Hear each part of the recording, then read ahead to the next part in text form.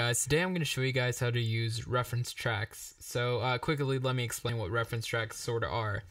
So reference tracks could be like any song that's been put out on a big label or a small label, maybe by artists that you really like. But the key thing is it has to be a track that's been mixed and mastered, and it's a really good example of that genre or whatever that you're trying to make. So pretty much like if you're making a progressive house song, maybe bring in a progressive house song by an artist you really like, and kind of use that as a guideline. So when I'm writing songs, I'll use reference tracks to kind of help me figure out, some of the arrangement parts if I need that, sound design stuff, maybe inspiration just to figure out like, oh, like this artist was using like shakers in this part, or they did some really cool thing. You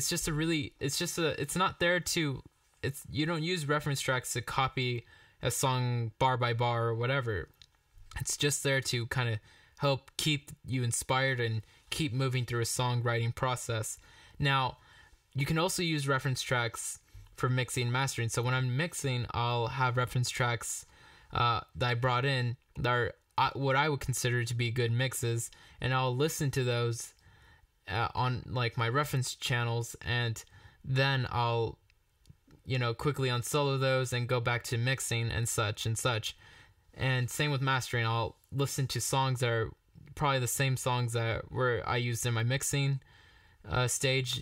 Those same references, I'll bring that into my mastering session, and then I'll kind of compare at that point the loudness of those songs to the loudness of my mastering chain. So they're really useful for all sorts of things. I really recommend that you guys use them. Usually I like to just put my reference tracks right here at the top of my session, and I'll turn off the output so that I never hear it. The idea is never to hear the reference track with my song at the same time. I never listen to both of them at the same time. So when my song's playing, I'm only listening to my song, and when I want to listen to a reference track, I solo it, and then I can hear that by itself. So pretty much this is what it should always look like. Like from here downward is my song, and up here is just the reference track. So if I solo it, I can then hear that. And if I unsolo it, then I can hear my song. Now, let me show you a little thing that I do when I'm mastering. So when I'm mastering, obviously I'll have things on my master, so kind of like how I do here. This stuff is just here for YouTube reasons and whatever. And so now because I have stuff on my mastering chain, now my reference track is in a way going through my mastering chain, and you don't want that. That's not going to be a good reference for when you're mastering. So this is kind of like a mastering video as of this part right now.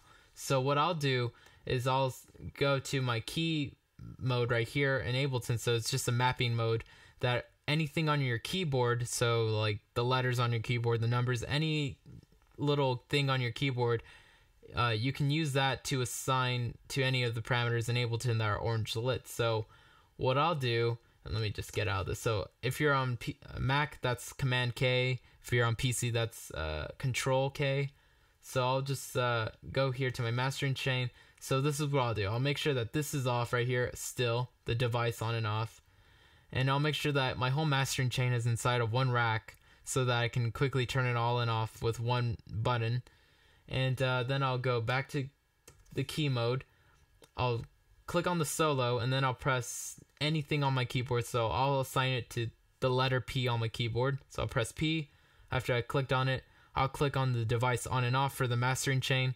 I'll click on that and then press P. So then you can see that the key P is assigned to the solo for my reference track and the mastering chain rack device on and off. So now if I press Command K again, or I click on key up here, I'll turn that off. So now when I press P, you're going to notice the solo go on the reference track and the device of the mastering chain go off. So just like that, I can now listen to my reference track truly the way it is and not being ran through my through my mastering chain. And if I press P again, my mastering chain goes on, and the reference track goes off. So I can now listen to my song the way it is with the mastering chain when I'm mastering, and then quickly reference a mastered song not being ran through my chain, because if it's, you know, if it's running through my chain, then it's just a bad reference. So it'll pretty much go like this.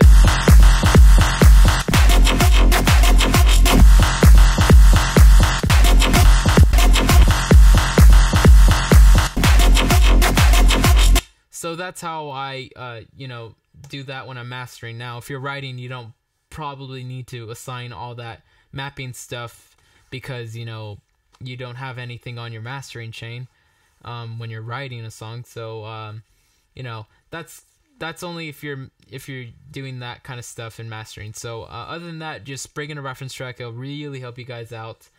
And that's pretty much all I wanted to talk to you guys about. I'll probably be doing a tutorial on this part right here.